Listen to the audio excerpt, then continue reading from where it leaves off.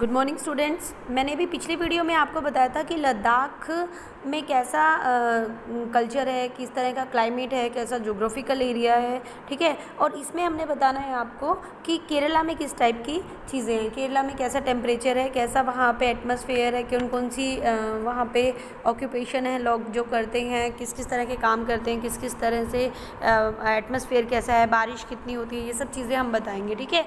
तो एक बार रिवाइज करते हैं इसको। मैंने आपको यहाँ पे लद्दाख बताया था, ठीक है। उससे पहले मैं आपको बता दूँ, ये हमारे इंडिया में नॉर्थ साइड है, ये साउथ है, इस तरफ के सारे स्टेट्स ईस्ट होते हैं और इधर वाला वेस्ट है। इससे क्या होता है, सन निकलता है ना, sun rises in the east, okay. तो यहाँ पे अब हमने जो अब की बार करना है, मतलब लद्दाख करने के बाद जो मैंने अब करवाना है आपको, वो है हमारा केरला, ओके। केरला आप ये देखिए, मैं आपको दिखाती हूँ केरला कहाँ पे है।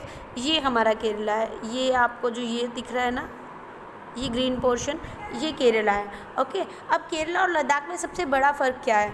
जो लद्दाख था, अगर आप लद्दाख को नोटिस करोगे तो लद्दाख में तो सी नज़दीक भी नहीं था, यहाँ तो सारा माउंटेन था। और अगर आप केरला की बात करते हो तो यहाँ पे सारा का सारा ये सी एरिया है ना, तो समुद्र के बिल्कुल पास लग रहा है। तो यहाँ का कितना ज़्यादा अलग से क्लाइमेट हुआ। यहाँ हमेशा हमेड क्लाइमेट रहता है, मतलब चिपचिप रहती है, बारिश आती है, चिपचिप रहती है। यहाँ लद्दाख में हमने देखा था कि बारिश बहुत कम आती है, रेनफॉल तो होती ही नहीं, वहाँ तो सीधी स्नोफॉल होती है, ठीक है। तो हम इसमें धीरे धीरे देखेंगे कि किस किस तरह से फ़र्क है और देश कौन कौन से एरिया में इसमें सिमिलैरिटी भी देखने को मिलती है, ठीक है। अच्छा, हमने एक बात और बताई थी कि लद्दाख का ज़्यादातर जो कॉन्टैक्ट रहता है ट्रेडर्स के थ्रू, वो यहाँ चाइना से रहता है ना, क्योंकि यहाँ पे छोटे छोटे पहाड़ों के बीच में पासेस बने हैं, माउंटेन्स के बीच में, और उन पासेस में से तिब्बत के पास जाके और ये लोग क्या करते हैं, चाइना के साथ अपना ट्रेड करते हैं, ठीक है। अब हम बात करेंगे केरला की।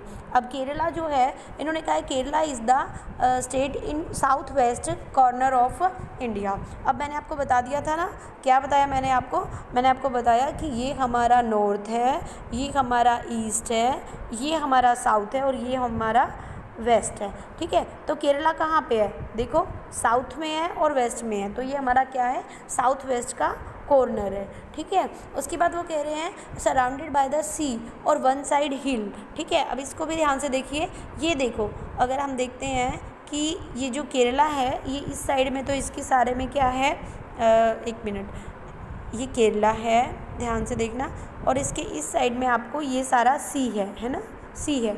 और यहाँ पे अगर आप पता करोगे ना, जो मैंने एरिया लगाई, यहाँ पे माउंटेन्स हैं, ठीक है, हिल्स है बड़ी बड़ी, ठीक है। तो उस साइड पे क्या कि वहाँ सी नहीं था। अगर हम लद्दाख की बात करें तो केरला के साइड में, एक साइड में सी है और दूसरी साइड में बड़ी बड़ी माउंटेन्स हैं, ओके। उसके बाद वो कह रहे हैं ए नंबर ऑफ स्पाइसेस होते हैं, मसाले।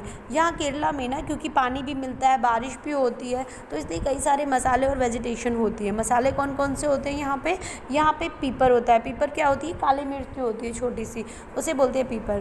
क्लव्स होते हैं, क्लव्स क्या होते हैं, लौंग होते हैं, ठीक है। और कार्डियमम, जो इलायची होती है ग्रीन कलर वाली भी, उन्हें बोलते हैं कार्डियमम, ओके। ये सारे यहाँ पे जो हिल्स है ना, इन पे ये सारी कल्टीवेशन होती हैं, ओके। उसके बाद वो कह रहे हैं it is spice that made this region attractive place.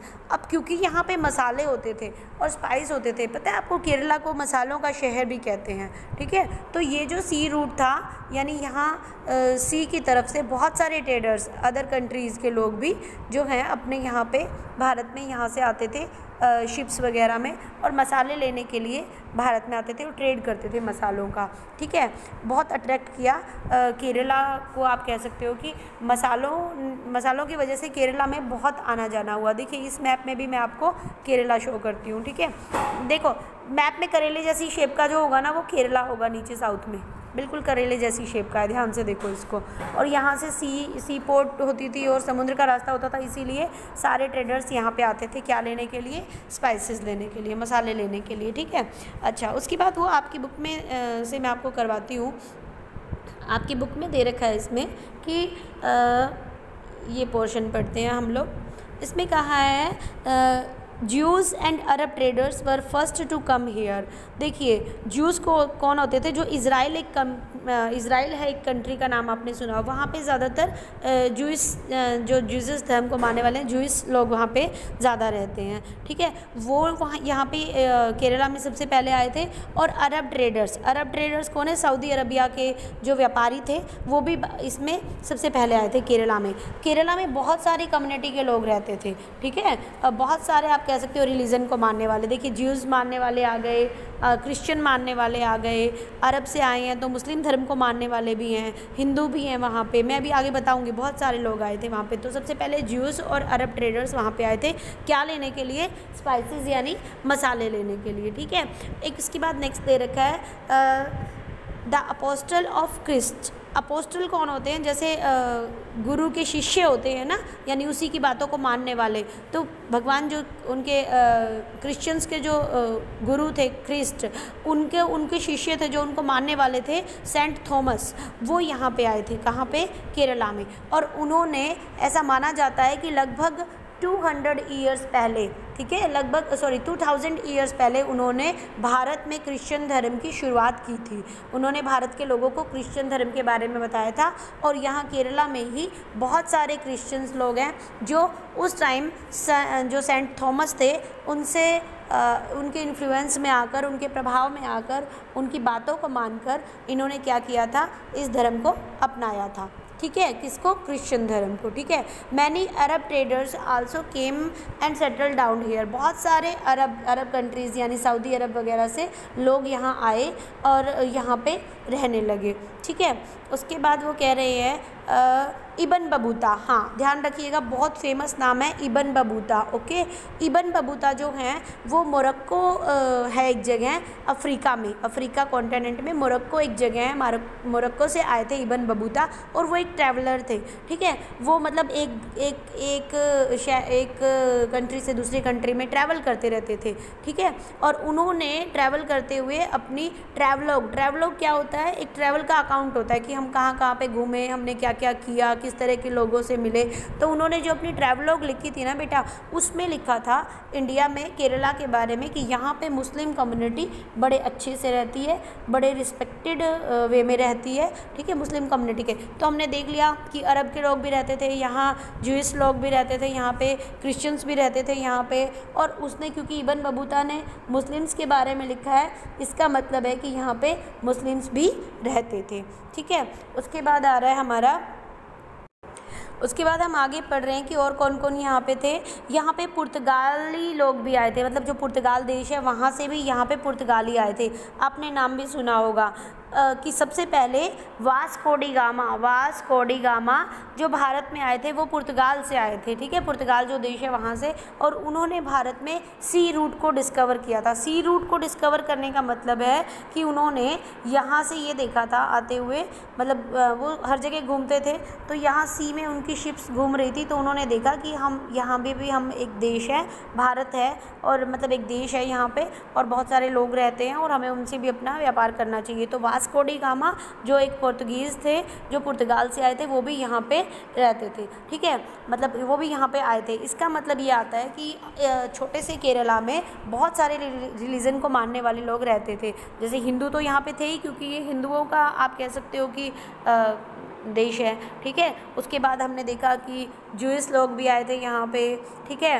Christians भी आए हैं यहाँ पे, और अरब के ट्रेडर्स यानी अरेबियन जो मुस्लिम लोग थे वो भी यहाँ पे आए हैं, ठीक है। उसके बाद हमने देखा कि जो पुर्तगीज़ थे, मतलब जो पुर्तगीज़ थे वास्को डी गामा, वो भी यहाँ पे आए हैं व्यापार करने, ठीक है। इस तरह से हम देखते हैं कि यहाँ पे कितने सारे रिलीजन के लोग रहते हैं, ठीक है। आपने देखा ना यहाँ पे कितने सारे रिलीजन के लोग रहते हैं। अभी मैं आपको पढ़वाती हूँ, आपकी बुक में लिखा है पेज नंबर 10 पे, ये नीचे देखिए।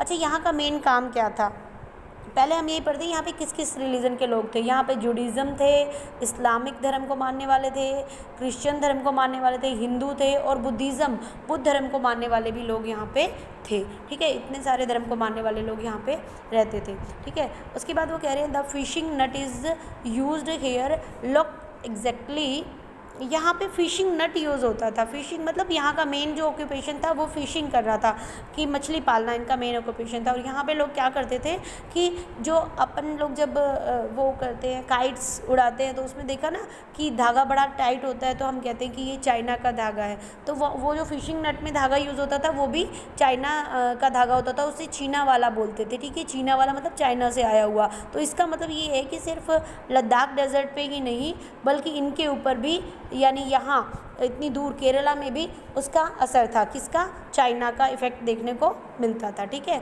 और इसीलिए उसको क्या बोला था, जैसे कोई यूटेंसिल्स होते हैं, बर्तन होते हैं, उनको बोलते हैं ना ये चाइना का बर्तन है, चाइना से आया, चाइना बर्तन है।